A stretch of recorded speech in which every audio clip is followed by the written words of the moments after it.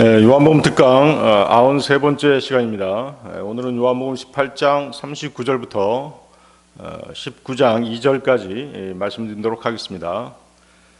유대인들의 왕을 석방시키기를 원하느냐가 되겠습니다. 지난 시간에는 진리가 무엇이냐는 제목으로 말씀을 나누었습니다. 빌라도가 주님께 진리가 무엇이냐고 물은 것은 진리가 무엇인지 알고 싶어서가 아니었습니다. 그는 이 말을 던진 후에 주님의 대답을 듣기도 전에 유대인들에게로 나가버렸죠. 진리이신 주님을 무시하는 태도를 보인 것입니다. 그는 진리에 대해 아무 관심도 없었습니다. 빌라도는 절대적인 진리 같은 것은 믿지 않았습니다. 빌라도는 작금의 그 세상 교육이 그러하듯이 진리는 상대적이라고 교육받았고 그런 사고방식으로 세상을 살아가는 사람이었던 것이죠. 그에게 절대적인 진리 같은 것은 있지도 않았습니다. 또 중요하지도 않았습니다. 사실 빌라도는 진리가 무엇이냐고 질문한 것이 아니었습니다. 그는 진리를 증거하려고 세상에 오셨다는 주님의 말씀을 경멸한 것입니다. 그가 대답을 기다리지도 않고 돌아서서 나간 사실이 이것을 증명하는 것이죠. 그러나 예수님께서는 제자들에게 진리가 무엇인지 아주 쉽게 설명해 주셨습니다. 첫째, 진리는 하나님의 말씀입니다. 즉 성경인 것이죠. 요한복음 17장 17절, 당신의 진리를 통하여 그들을 성결하게 하소서. 당신의 말씀은 진리니이다. 두 번째, 진리는 성령님이시라고 말씀하십니다. 요한복음 16장 13절, 진리의 영이신 그분께서 오시면 그분께서 너희를 모든 진리 가운데로 인도하시리라. 세 번째, 진리는 예수 그리스도 그분이십니다. 요한복음 14장 6절이죠. 나는 길이요 진리요 생명이라. 나로 말미암지 않고는 아버지께 올 자가 아무도 없느니라. 네 번째, 하나님은 진리의 하나님이십니다. 시편 32편 5절인데요. 제가 저의 영을 당신의 손 안에 맡기나이다. 오 진리의 주 하나님이여, 당신께서 저를 구속하셨나이다. 요한복음 18장 39절로 가겠습니다. 요한복음 18장 39절, 그러나 내가 유월절에 한 사람을 너희에게 석방시켜야 하는 관례가 너희에게 있도다. 그러므로 너희는 내가 유대인들의 왕을 너희에게 석방시키기를 원하느냐? 자, 본절은 진리신 분을 앞에 두고 진리가 무엇이냐고 물었던 빌라도가 밖에서 기다리고 있던 유대 종교 지도자들이죠. 그들에게 묻는 장면입니다. 빌라도는 로마 총독으로서의 자신의 권위와 위치가 흔들릴 수 있는 상황을 매우 두려워했습니다. 유대 지도자들은 그를 놓아주면 카이사르의 친구가 아니다라고 그렇게 압박했던 것이죠. 이는 곧 정치적인 입지를 완전히 잃어버릴 수도 있음을 경고하는 그런 말이었던 것입니다. 따라서 빌라도는 이 문제를 잘못 처리하면 황제에게 고발될 수도 있다. 또 정치적으로 위험해질 수도 있다는 그런 두려움이 있었던 것입니다. 다시 보십시오. 내가 유월절에 한 사람을 너희에게 석방시켜야 하는 관례가 너희에게 있도다. 그러므로 너희는 내가 유대인들의 왕을 너희에게 석방시키길 원하느냐, 이렇게 물어보고 있죠. 빌라도가 예수님의 무죄를 인정하면서도 유대인들에게 놓아주기를 바라느냐고 물은 이유가 무엇이겠습니까? 정의로운 재판을 하려고 하는 그런 의지보다 정치적인 압박을 피하려는 타협적인 태도였던 것이죠. 빌라도는 이미 예수님에게 죄가 없다는 사실을 알았기 때문에 원칙대로라면 즉시 석방해야 했습니다. 그러나 당시 유대 지도자들과 군중의 강한 반발을 무시할 경우 폭동이 일어날 수 있었습니다. 그런 폭동이 일어나게 되면 로마 황제의 귀에 들어갈 것이고 그렇게 되면 자신의 입지가 흔들릴 수 있었기 때문에 두려웠던 것이죠. 그래서 그는 책임을 직접 지기보다는 유월절에 그 죄수를 풀어주는 관례를 이용하고자 했던 것입니다. 이것은 뭐예요? 자신이 판단하기보다는 유대인들에게 선택을 넘기려고 했던 것이죠. 책임을 전가하려고 했던 것이죠. 그래서 빌라도의 질문은 정직한 판단에서 나온 것이 아니었습니다. 군중의 마음을 달래면서 동시에 자신의 책임을 피하려는 정치적인 계산이었던 것이죠. 그래서 그는 예수님을 풀어주고 싶어 했습니다. 하지만 그 결정을 스스로 내리지 못하고 군중들의 요구에 떠넘기려고 했던 것입니다.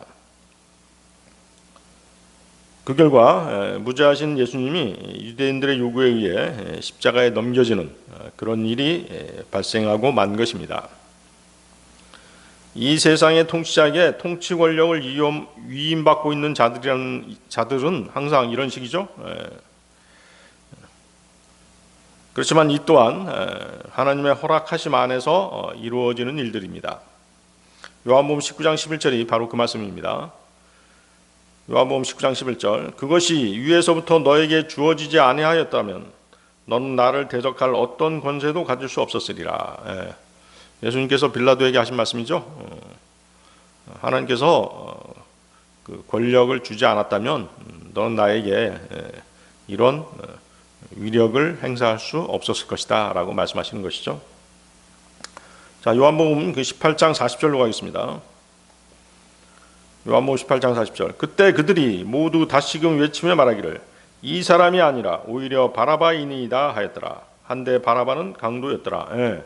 자, 6월절에 그 한 사람을 놓아주기로 되어 있는 그런 관례가 있었단 말이죠. 그래서 예수님을 빌라도는 놓아주고 싶어 했어요. 그렇지만 유대인들이 요구한 것은 예수님이 아니라 강도인 바라바였던 것이죠. 유대인들이 예수 그리스도를 방면하는 것에 대해서 아주 극렬하게 반대합니다. 그 대신 강도 바라바를 사면해 줄 것을 요구합니다. 유대인들은 자신들이 빌라도보다 더욱 악한 자임을 드러낸 것이죠. 유대인들은 예수님의 피에 목말라 했던 것이에요.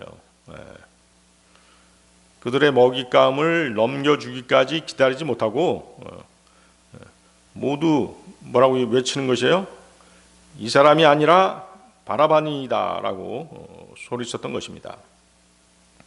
마가복음 15장 7절은 이 바라바의 정체를 좀 더 자세하게 밝혀주고 있습니다.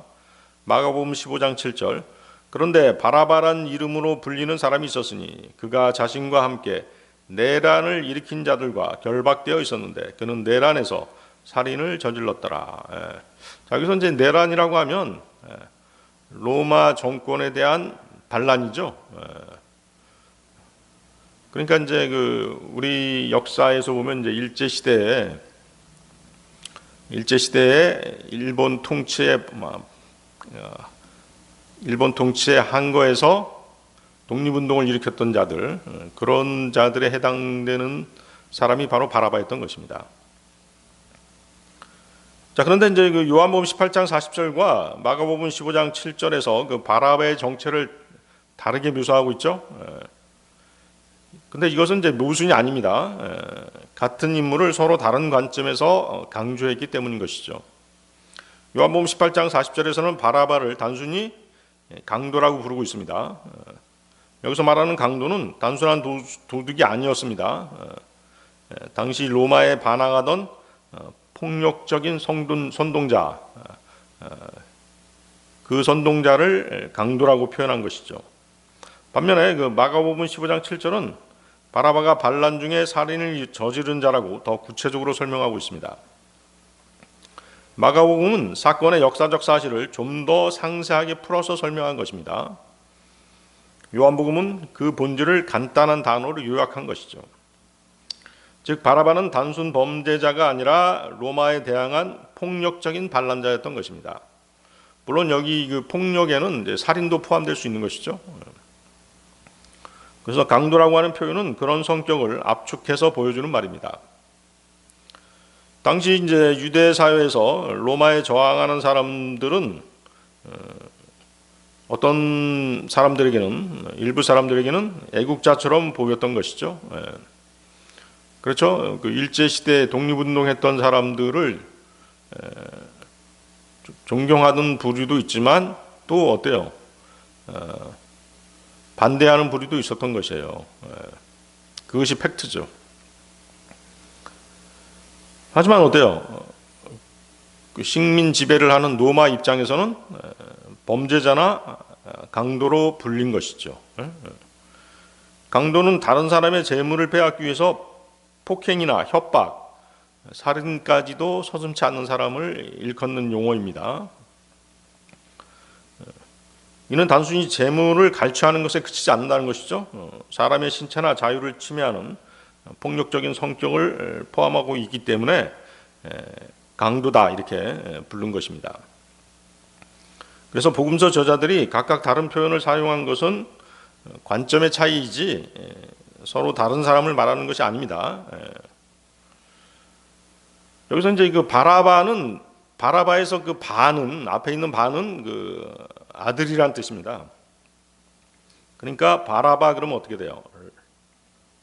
바가 아들이란 뜻이니까 라바의 아들이다 이런 뜻이죠. 근데 라바는 또 아버지란 뜻이에요. 그러니까 결국 바라바는 아버지의 아들이 되는 것이죠. 우연의 일치라고는 좀 신기하죠? 우연의 일치라고 보기에는 좀 신기합니다. 왜? 진짜 아버지의 아들이 누구예요? 바로 예수 그리스도시죠? 그래서 아버지의 아들인 강도 바라바를 대신해서 아버지의 아들이신 예수 그리스도께서 죽으신 것이죠. 바라바는 강도의 살인자요, 또 난동자였습니다. 바라바는 아주 유명한 죄수였습니다. 그는 극악한 무법자였습니다. 주 예수 그리스도께서는 이러한 무법자를 대신해서 처형되신 것입니다. 즉 죄인이었던 우리를 위해서 의인이신 예수 그리스도께서 대신 죽으신 것입니다. 이 사실이 복음의 핵심 내용인 것이죠. 자, 19장으로 가겠습니다. 요한복음 19장 1절 보십시오. 그러므로 그때 빌라도가 예수님을 잡아다가 그분을 채찍질하였더라. 자, 빌라도가 예수 그리스도를 무죄 석방하고자 했던 시도는 유대인들의 강력한 반대에 부딪혔습니다. 빌라도는 예수님의 무죄를 분명히 알았습니다. 그는 예수님에게서 아무 죄도 발견하지 못했습니다.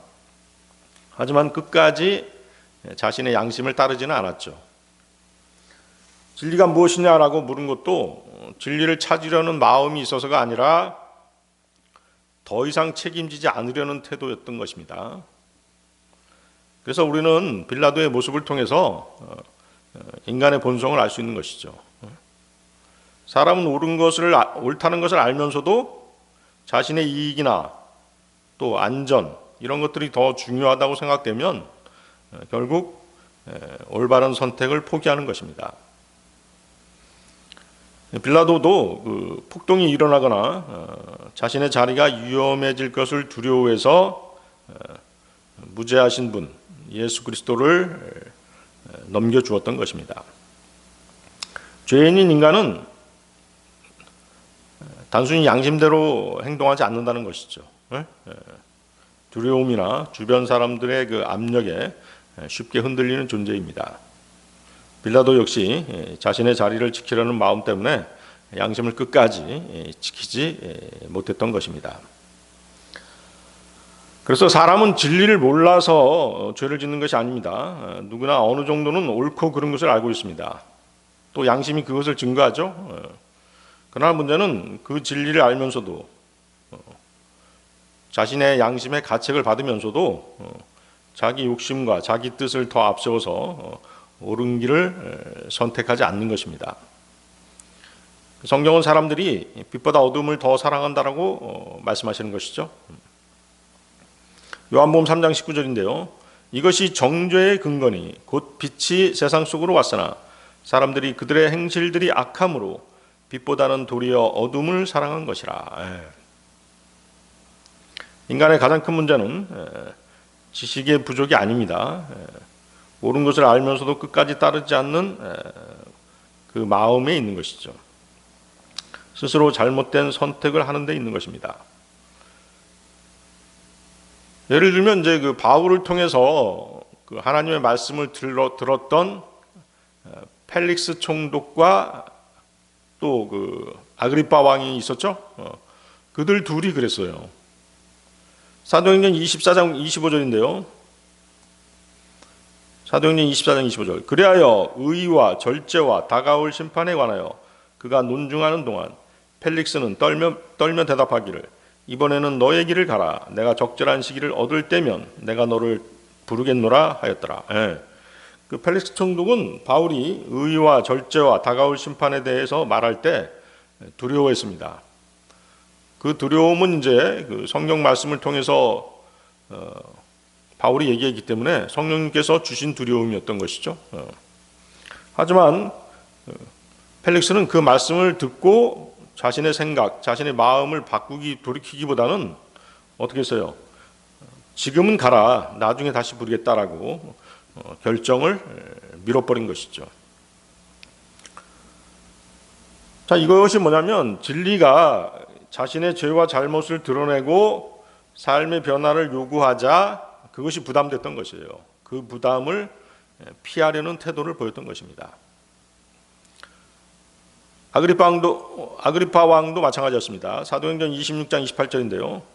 그때 아그리파가 바울에게 말하기를 내가 나를 설득하여 거의 그리스도인이 되게 하는도다 하였더라. 거의 그리스도인이 되게 하는도다. 아그리파 역시 바울의 설명을 듣고 어느 정도 설득이 되었습니다. 그러나 내가 나를 그리스도인이 되게 하려 하는도다 라고 말하면서 한 걸음 뒤로 물러서 버렸죠. 그는 성경의 진리가 맞다는 것을 느꼈습니다. 그러면서도 왕이라고 하는 자신의 위치와 체면 그리고 주변 사람들의 시선을 의식해서 쉽게 받아들이지 않았던 것이죠. 결국 펠릭스 아그리파 두 사람 모두 그 진리를 몰라서가 아닙니다. 진리를 받아들이면 자신의 삶이죠. 자신의 삶이 바뀌어야 한다는 사실 때문에 그것을 회피해 버린 것입니다. 그렇죠? 우리도 구원받게 되면 어떻게 돼요? 세상과 점점 인연을 끊어야 되잖아요. 시선을 돌려야 되죠. 과거에 좋아했던 육신적인 것들하고도 점점점 멀리해야 됩니다. 바로 그런 것들이죠. 즉 진리는 그들에게 삶 전체를 바꾸는 요구였던 것입니다. 두려움과 또 자기 중심적인 생각 때문에 결단을 미루거나 피하게 되는 것입니다. 바라바와 예수님 사이에서 사람들이 바라바를 선택한 사건 역시 인간의 마음이 어떤 방향으로 기울어져 있는지를 보여주는 대표적인 사례가 될 수 있습니다. 사람들은 죄가 없는 예수님보다 자신들과 더 비슷하고 세상적이고 육신적인 사람을 선택한 것입니다. 이것은 사람들이 진리를 받아들이기보다 거부하려는 마음이 더 강했기 때문인 것이죠. 인간은 본성적으로 하나님보다 자신의 뜻을 더 따르려는 경향이 있습니다. 그 죄의 영향력인 것이죠. 그리스도인이 불순종하는 경우도 바로 그런 경우잖아요. 분명 구원받았고 또 구원의 기쁨, 하나님의 은혜를 알았어요. 그런데 어느 순간 신앙생활 하다 보면 하나님의 말씀이 주어졌을 때 그 말씀을 거부하고 자신의 뜻대로 해버리잖아요. 그렇죠?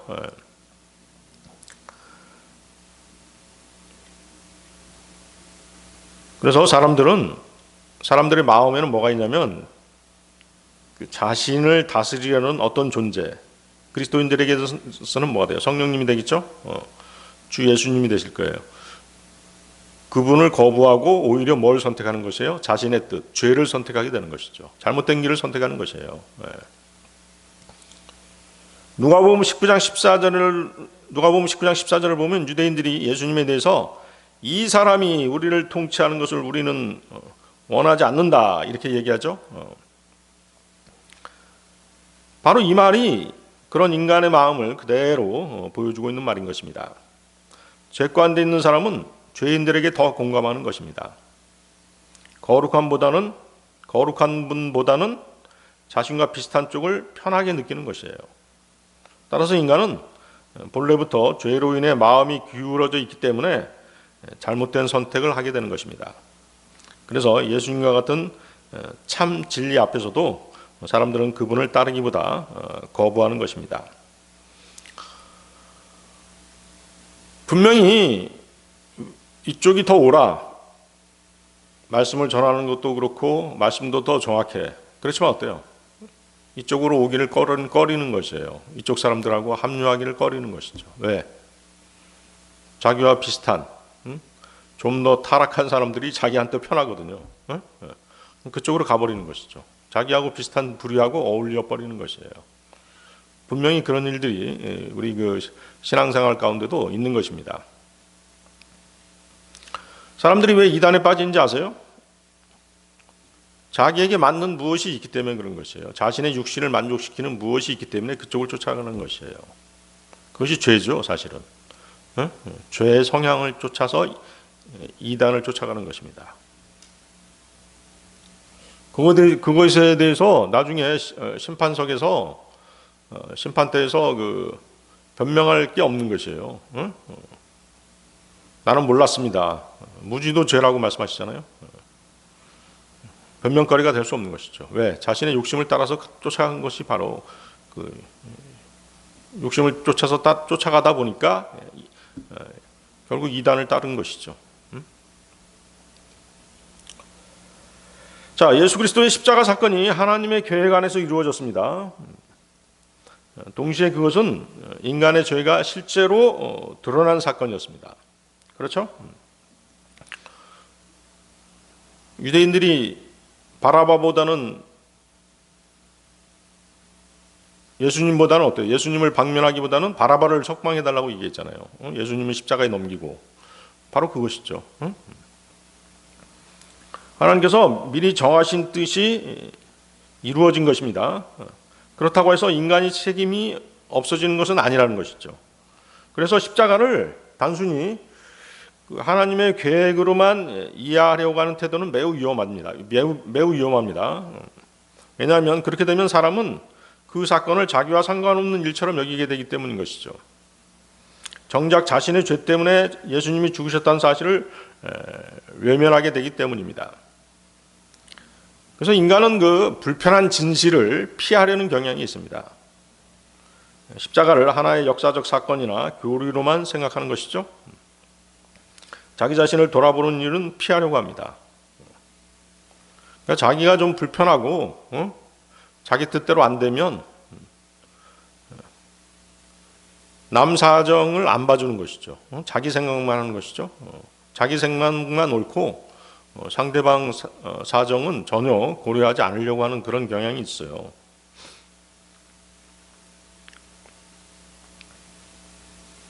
그래서 십자가 사건도 마찬가지입니다. 입으로는 이제 믿음을 고백하면서도 마음으로는 나 때문에 예수님이 십자가에 달리셨다는 사실을 진심으로 받아들이지 못하는 사람들이 있는 것입니다. 그래서 많은 사람들이 입으로는 주님을 영접합니다. 그렇지만 실제로는 어때요? 보면은 구원이 이루어지지 않았다는 것을 알 수 있죠. 그래서 우리가 이제 거리에 나가서 이제 구령하다 보면 많은 사람들이 영접을 해요. 그렇지만 그 중에서 대다수가 허수입니다, 사실은. 진심으로 영접하는 사람들은 많지 않죠. 그렇다고 해서 우리가 구령을 포기해야 되느냐? 그런 건 아니죠. 그 구령을 통해서 예수님이 어떤 분인가를 반드시 증거해야만 이 사람이 나중에라도 진심으로 받아들일 수 있는 그런 계기가 되기 때문인 것이죠.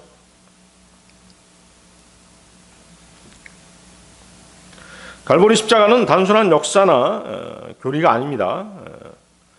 바로 나 자신의 죄를 비추는 사건이었던 것입니다. 그런데도 사람이 자기 자신을 보지 않고 다른 사람이나 주변 상황만 이야기한다면 성경을 아무리 읽어도 그 의미를 제대로 깨닫지 못하게 되는 것입니다.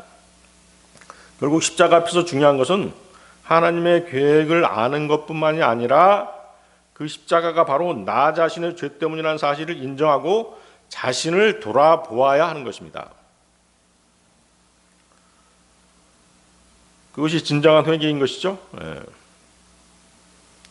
사실 그 회개할 마음도 하나님께서 주시는 것이에요. 사도행전 11장 18절이죠. 사도행전 11장 18절. 그렇다면 하나님께서 이방인들에게도 생명에 이르는 회개를 승인하셨도다. 생명에 이르는 회개를 승인하셨도다. 하나님께서 회개할 마음을 주시는 것이죠. 또 예수 그리스도를 진심으로 영접할 마음도 주시는 것이에요. 그 믿음도 주시고 회개할 마음도 주시고. 그래서 복음에서 필요한 게 뭐예요? 회개 플러스 믿음인 것이죠. 구원받기 위해서는 회개 플러스 믿음이 중요합니다. 자신의 죄를 회개할 마음도 예수 그리스도를 믿는 마음도 다 누가 주시는 것이다? 하나님께서 주신 것이다. 믿음의 창조자이시잖아요. 그래서 이제 그 일반 교회 보면 어때요? 신앙 고백을 하잖아요. 소위 그 사도신경이라는 것을 외우면서 신앙 고백합니다. 해본 사람도 있을 거예요. 그 신앙 고백하는 사람들은 뭐라고 얘기합니까? 그 사도신경에 뭐라고 되어 있어요? 폰티도 빌라도에게 고난 받으사 십자가에 못 박혀 죽으시고, 이렇게 입으로 고백한단 말이에요. 그러면서도 어때요? 정작 나 때문에 십자가에 못 박혀 죽으신 주 예수 그리스도는 생각하지 못하는 것이죠. 그렇기 때문에 구원받지 못하는 것이에요. 저분이 왜 죽으셨나? 나 때문이라는 것은 생각하지 않고 종교 의식에만 파묻혀 있는 것이죠. 그것이 문제인 것이죠. 그래서 일반 교회 다니면서 구원받지 못하는 사람들이 바로 그런 경우인 것입니다. 자, 요한복음 19장에서 주 예수 그리스도께서 마침내 십자가에 달려 처형되십니다. 그분께서 당하신 고난과 치욕 그리고 죽음을 통해서 여러분은 십자가가 자신에게 갖는 의미가 무엇인가를 거듭거듭 생각해 봐야 되는 것입니다. 다시 보십시오. 다시 돌아가 보세요.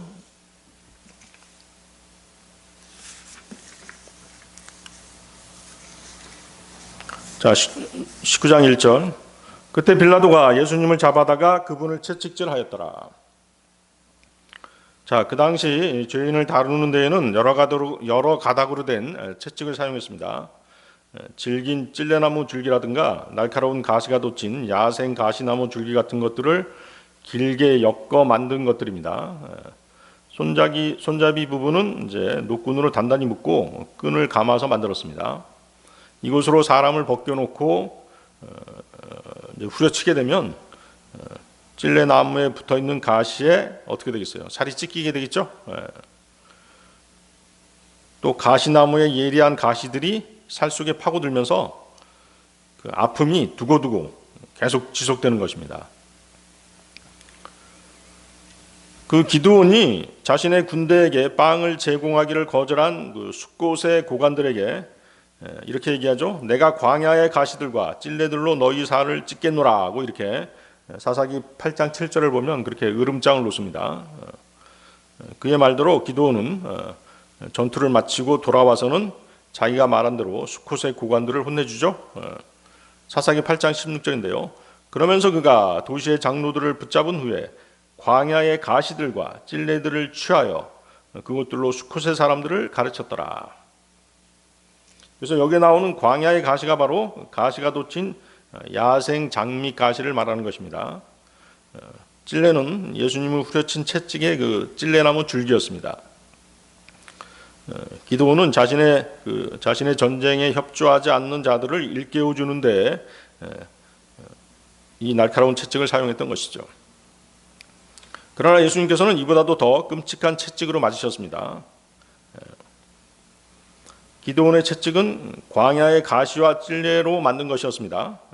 하지만 예수 그리스도께서 맞으신 채찍은 여기에 더해서 단단한 쇠가죽을 찢어서 이 갈기를 만드는 것입니다. 갈기를 만들고 거기에다가 뭘 묻혀요? 날카로운 깨진 유리 조각을 붙이는 것이에요. 악교풀 같은 걸 이용해서. 이해가시죠? 쇠가죽을 여러 갈래로 이렇게 딴 다음에 거기다가 유리 조각을 놓고 악교로 붙이는 것이죠. 그러다 보니까 어때요? 맞으면 살점이 막 떨어져 나갈 수밖에 없는 것이죠. 그것은 이제 가죽띠가 여러 가닥이 섞여 있고 그 가죽은 39가닥이다 이렇게 기록되어 있습니다.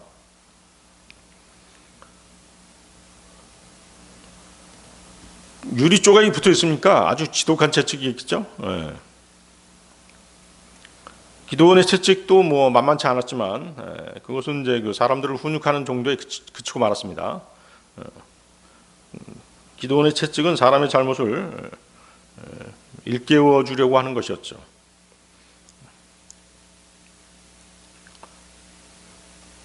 하지만 예수님께서 맞으신 채찍은 그런 기드온이 행했던 그런 채찍이 아니었죠.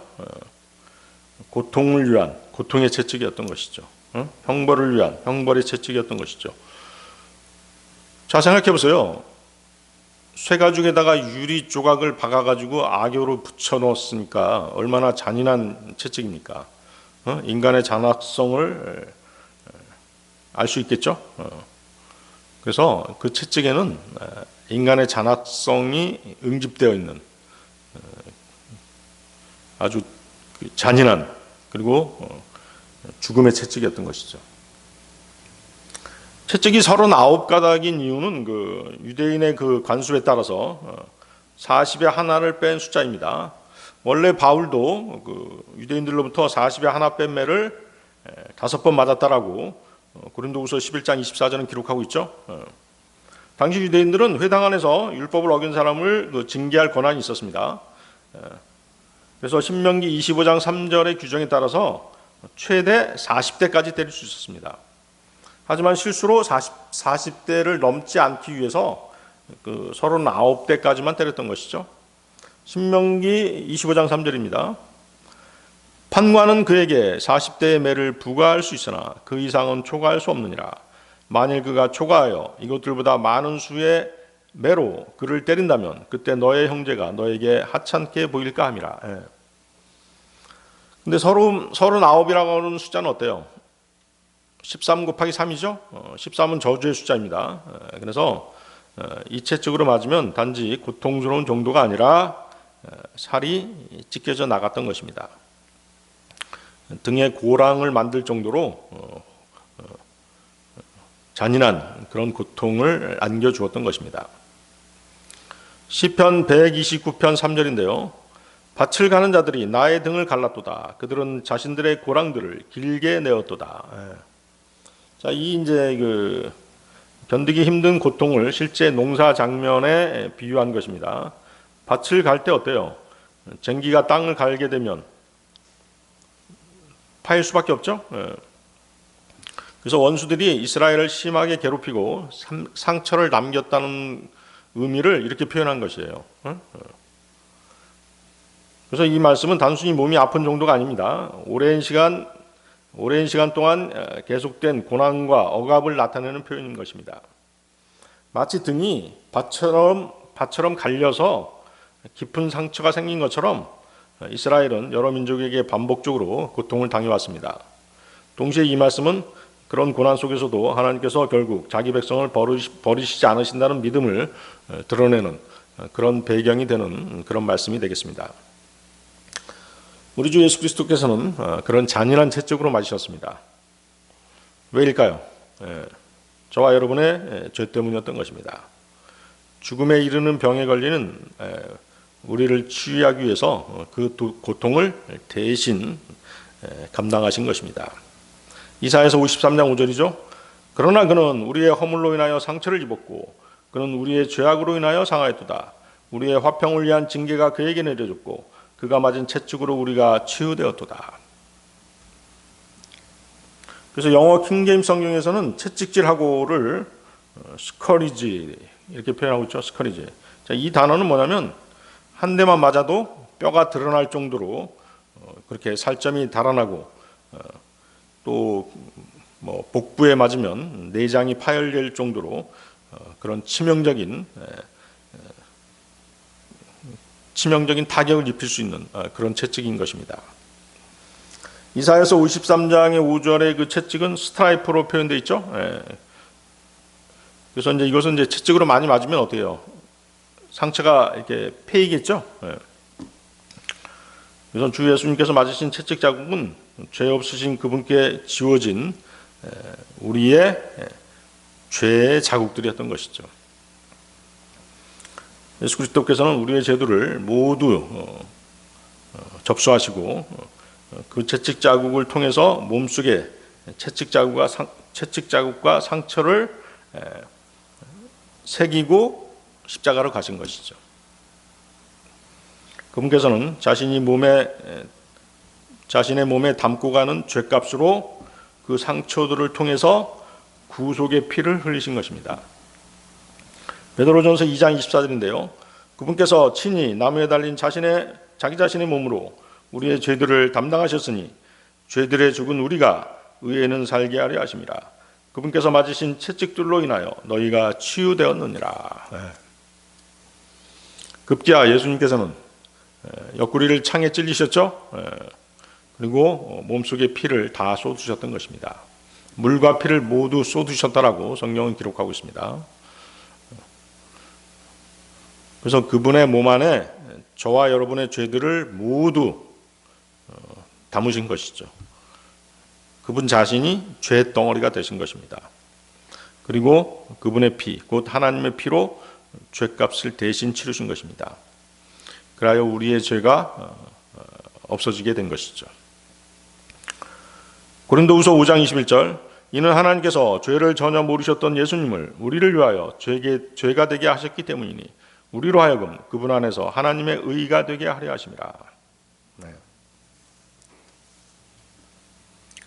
그래서 우리는 성경을 읽으면서 또 십자가를 볼 때마다 예수 그리스도께서 맞으신 그 고통스러운 채찍의 의미를 깊이 다시 한번 새겨봐야 할 것입니다. 자, 요한복음 19장 2절로 가겠습니다. 요한복음 19장 2절 그리고 군인들은 가시나무들로 왕관 하나를 엮어서 그것을 그분의 머리 위에 씌웠고 그들은 그분께 자주색 감복을 입히며 말하기를 여기까지입니다. 자, 빌라도는 이제 예수님에게서 아무 죄도 찾지 못하였다라고 말했습니다. 빌라도는 계속해서 예수님을 풀어주고 싶어 했습니다. 성경이 그 말씀을 확인해 주시죠. 누가복음 23장 20절인데요. 그러므로 빌라도는 예수님을 석방시킬 의향으로 그들에게 다시 말하였더라. 요한복음 19장 12절 그때부터 빌라도가 그분을 석방시키려고 하였더라. 사도행전 3장 13절 빌라도가 그분을 풀어주기로 결정하였을 때 그래서 이 구절들은 모두 예수 그리스도를 풀어주고자 한 빌라도의 의도를 분명하게 입증해주고 있습니다. 빌라도는 다름 아닌 자기 아내에게서 예수를 재판하지 말라는 아주 강력한 권고를 받기도 했습니다. 마태복음 27장 19절이죠. 그가 심판석에 앉았을 때 그의 아내가 그에게 사람을 보내며 말하기를 당신은 그 의인과 아무 상관도 하지 마소서. 이는 제가 이날 꿈속에서 그로 인하여 많은 것들로 고통받았기 때문이니이다 하였더라. 그래서 빌라도는 유대인들에게 그들 스스로 그리스도를 심판하라고 그렇게 명령하기도 했습니다. 요한복음 18장 31절이죠. 그때 빌라도가 그들에게 말하기를 너희가 그를 데려가서 그를 너희의 율법에 따라 심판하라 하였더라. 그렇지만 어때요? 유대인들은 거부했죠. 우리는 그를 죽일 권한이 없다라고 하면서 거부했어요. 사실 돌팔매질해서 죽일 수도 있었죠. 그렇지만 거짓말한 것이죠. 우리 손에 피 묻히기 싫다. 빌라도 네가 피를 대신 묻혀달라 이렇게 요구한 것입니다. 그러니까 유대인들이 그렇게 이제 완강하게 하니까 어때요? 빌라도는 그렇더라도 예수님을 살려주고 싶어서 마침 예루살렘에 와 있는 헤롯에게 주 예수님을 보내게 됩니다. 누가복음 23장 7절이죠. 그리고 빌라도는 그분께서 헤롯의 관할권에 속하였음을 알자마자 그가 그분을 헤롯에게 보냈으니 헤롯에게 떠넘기고 싶어 했던 것이죠. 그러나 헤롯은 어땠어요? 주님을 조롱한 후에 다시 빌라도에게 되돌려 보냈죠. 사도행전 4장 27절 28절인데요. 사도행전 4장 27절 28절. 자, 한번 거기 찾아보십시오. 사도행전 4장 27절 28절. 이는 참으로 당신의 거룩하신 아이 예수님 곧 당신께서 기름 부으신 분을 대적하여 헤롯과 본디오 빌라도 둘 다 이방인들과 이스라엘 백성과 함께 한데 모였기 때문이니 무엇이든 당신의 손이 행하기로 하신 것과 이행되기로 미리 결정된 당신의 계획을 행하려 함이니이다. 자, 예수님을 죽이기 위해서 다 협력했던 것이죠. 헤롯, 본디오 빌라도, 또 이방인들이라고 하면 이제 로마 병사들이 되겠죠. 그리고 유대인들.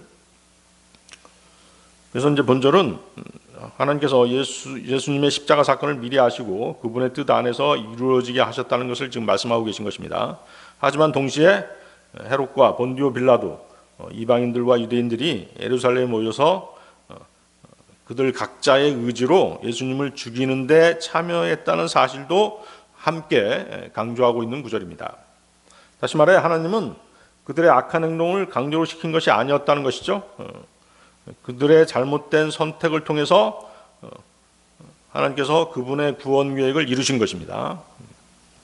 따라서 이 구절은 모든 것이 하나님의 계획이었다는 그 한쪽 면만을 보여주고 있지 않습니다. 사람들은 실제로 그들 각자가 책임 있는 선택을 했다는 점을 함께 보여주고 있는 것이죠. 결국 하나님은 인간의 자유의지까지 사용하셔서 예수님의 십자가 구원을 완성하셨던 것입니다. 자, 빌라도는 예수님을 신문한 후에 유대인들에게 그리스도 대신에 바라바를 처형하자고 설득하려고 했습니다.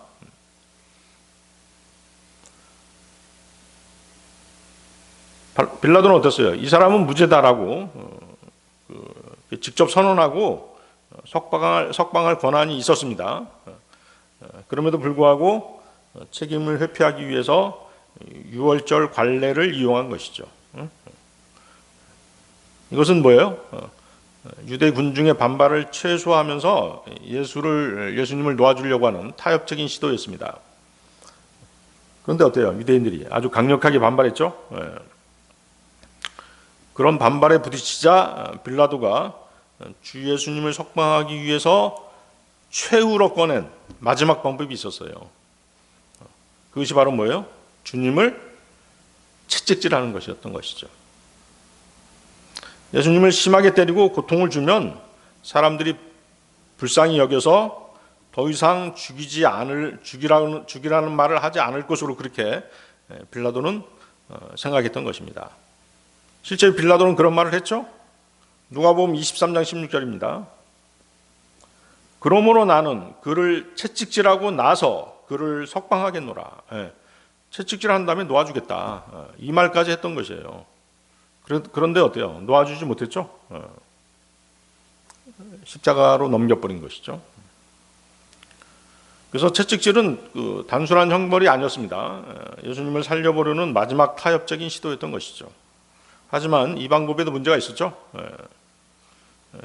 빌라도는 예수님이 무죄라는 것을 알면서도 고통을 주었습니다. 올바른 판결을 하지 않고 사람들의 눈치를 본 것입니다.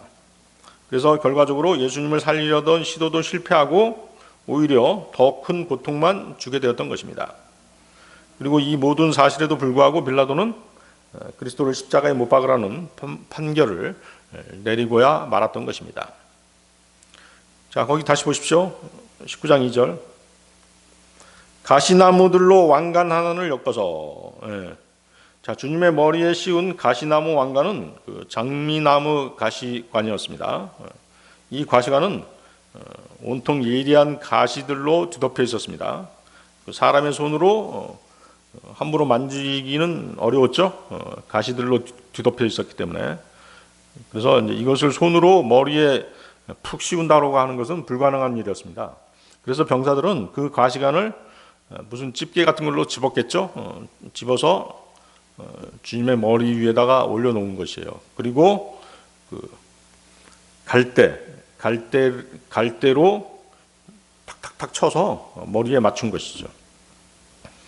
그리고 그 갈대를 예수 그리스도의 주님의 손에다가 들려준 것이에요. 이렇게 들려준 것이죠. 그래서 이 장면을 아주 실감나게 표현한 구절이 있습니다. 마태복음 27장 29절 30절이죠. 마태복음 27장 29절 30절. 그리고 그들이 가시나무로 하나의 왕관을 엮은 후에 그것을 그분의 머리 위에 씌우고 갈대 하나를 그분의 오른손에 쥐어 주었더라. 그러고는 그들이 그분 앞에서 무릎을 꿇고 그분을 조롱하며 말하기를 유대인들의 왕 만세 하였더라.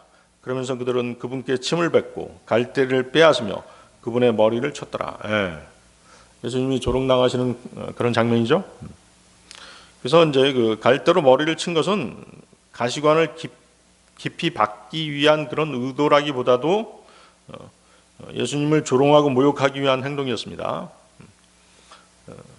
그렇지만 이제 어느 정도 그 머리에다가 관을 맞추기 위한 그런 행동이기도 했죠. 예수님을 의도적으로 모욕하고 조롱하는 인간의 사악함을 보여주는 장면이 바로 이제 마태복음 27장 29절 30절이 되겠습니다. 자, 채찍을 만드는 데 쓰인 가시, 그리고 이 그 머리에 쓰는 관을 만드는 데 사용된 가시, 이것이 다 어떻게 생겼는지는, 어떻게 생기게 되었는지는 창세기 그 3장을 보면 알 수 있습니다. 가시는 저주의 상징이죠. 창세기 3장 17, 18절인데요. 그런 다음에 그분께서 아담에게 이같이 말씀하셨느니라. 내가 너의 아내의 음성에 경청하였기에 내가 너에게 명령하여 말한 것, 곧 너는 그것에서 나는 것을 먹지 말라 한 그 나무에서 나는 것을 먹었으므로 너로 인하여 토양은 저주를 받느니라. 너의 생의 모든 날 동안 너는 슬픔 가운데 토양에서 나는 것을 먹으리라. 또한 토양은 너에게 가시나무들과 엉겅퀴들을 낼 것이며 너는 들의 야채를 먹으리라. 그래서 그 가시는 인간의 범죄로 인해서 땅에 내리셨던 하나님의 저주 가운데 하나였습니다. 그래서 성경에서 가시는 저주를 나타내는 상징입니다. 여러분들 그 장미꽃 보면 어때요? 가시가 돋아 있죠? 그래서 이 지상에 있는 모든 아름다운 것들은 이처럼 저주의 징표도 함께 가지고 있는 것이에요. 예수 그리스도께서는 이 가시관을 쓰시고 십자가에서 처형되신 것입니다. 하나님께서 이 땅에 내리셨던 저주까지도 머리에 이고 가셨던 것입니다. 자, 주님께서 입으신 상처는 채찍으로 맞아 온몸에 입으셨던 상처였습니다. 그분께서 상하셨던 것은 가시관을 쓰셨던 그분의 머리였습니다. 주님께서는 또 침뱉음을 당하셨습니다. 눈이 가려지신 채 얼굴을 맞으셨습니다. 마침내는 손과 발이 십자가에 못 박히셨습니다. 그리고 끝으로 옆구리로 들어온 그 창으로 인해서 심장을 찔리고 심장이 파열되셨던 것이죠. 그렇게 됨으로써 십자가 처형이 마무리되게 됐던 것입니다. 문자 그대로 성환대라고는 한 군데도 없이 온몸이 상처투성이었던 것입니다. 자, 계속 보십시오. 자주색 관복을 입히며 그들은 예수 그리스도를 잔인한 채찍으로 내쳤습니다. 머리에는 가시관을 씌웠습니다. 그리고 이번에는 자주색 관복, 로브라고 하죠. 로브. 자주색 관복을 입혔습니다. 그리고 또 여기 요한복음에는 기록되어 있지 않지만 주님의 오른손에 갈대를 쥐어줬습니다. 이 갈대가 상징하는 게 무엇이에요? 마치 왕이 왕호를 들고 있는 것 같은 그런 흉내를 내도록 한 것이죠. 주님을 조롱하기 위함이었던 것입니다. 그런데 여기서 이제 그 자주색은 왕권을 상징하는 색깔입니다. 중세 시대의 자주색은 언제나 왕족의 권위를 상징했습니다. 그 이전 로마 제국이 한창 잘 나가던 때, 위세를 떨치던 때는 그 로마의 왕족이나 귀족들 외에는 다른 사람들이 자주색 옷을 입는 것을 허용하지 않았었습니다. 그래서 예수 그리스도께 이런 색깔의 옷을 입혀드린 것은 말할 것도 없이 유대인의 왕을 조롱하기 위한 것이었던 것이죠. 자, 누가복음 23장 11절을 보면 헤롯이 예수 그리스도를 멸시하고 조롱하기 위해서 화려한 옷을 입혀서 빌라도에게 돌려보낸 것으로 그렇게 기록되어 있습니다. 누가복음 23장 11절. 그러자 헤롯은 자신의 전사들과 함께 그분을 업신여겼고 그분을 조롱하였으며 그분께 한 호화로운 관복을 차려입힌 다음 그분을 빌라도에게로 다시 보냈더라. 그래서 이제 그 빌라도의 병사들이 자주색 관복을 입혀드린 것은 헤롯이 입혔던 옷을 벗기고 다른 겉옷을 입혀드린 것입니다. 그런데 또 주님께서 그 해골의 장소 골고다로 끌려가셔서 십자가에 달리실 때는 그때는 이제 자주색 관복이 아니라 예수님 자신이 입으셨던 옷을 그대로 입으셨죠. 그래서 헤롯이 주님을 조롱하기 위해서 입혔던 옷이 로브, 자주색 관복이었습니다. 또 빌라도의 병사들이 주님을 조롱하기 위해서 입혔던 옷도 역시 로브였죠. 그래서 이제 헤롯이 입혔던 것은 색깔은 정확하게 나와 있지 않지만 호화로운 관복 이렇게 얘기하고 있고, 또 이제 그 빌라도가 입혔던 것은 자주색 관복이었죠. 둘 다 로브였습니다. 관복이었던 것이죠. 그런데 이제 주님께서 십자가에 달리실 때 입었던 겉옷은 주님 자신의 옷이었습니다. 평민들이 입던 그런 옷이었죠. 보통 가멘트라고 하죠. 그래서 예수 그리스도께서 십자가에 못 박히시고 나서 병사들은 주님의 겉옷인 그 가먼트를 4조각으로 나누어서 각각 한 조각씩 나눠 가졌던 것입니다. 또 주님께서 입으셨던 그 속옷도 제비 뽑아서 나눠 가졌습니다. 그러니까 이제 주님께서 그 십자가에 달리시면서 입고 계셨던 겉옷은 로브가 아니었습니다. 그분 자신이 입고 있었던 평민의 옷이었습니다. 그래서 그 로브란 그 옷은 로마 카톨릭이 주장하는 이른바 그 성이라고 하죠. 성의라고 하는 신화적인 옷을 말합니다. 그래서 이것은 이제 주님을 조롱하기 위해서 입혔던 자주색 옷과 주홍색 옷을 말하는 것이죠. 근데 계시록 17장 4절 보면 그 로마의 음녀가 같은 색깔의 옷, 자주색과 주황색 옷을 입고 있죠. 계시록 17장 4절인데요. 그리고 그 여자는 자주색 옷과 주홍색 옷으로 차려 입혀져 있었고 금과 보석들과 진주들로 꾸며져 있었으며 가증함들과 그녀의 음행의 더러움으로 가득한 금잔 하나를 그녀의 손에 가지고 있었더라. 금잔, 로마 카톨릭의 상징이죠. 그리고 이제 여러분들 그 바티칸 미사 장면을 보면 어때요? 거기 참석하는 뭐 추기경들이라든가 교황 이런 사람들이 주황색과 자주색 옷으로 아주 호화롭게 차려입고 있는 것을 우리는 볼 수 있죠. 그래서 이제 그 로마 카톨릭이 말하는 뭐 토리노의 수위라든가 뭐 성배, 예수님의 옆구리를 찔렀다는 그 론지누스의 창 이런 것들은 성경적 근거 없이 만들어낸 허구입니다. 로마 카톨릭에 조작된 물품들인 것이죠.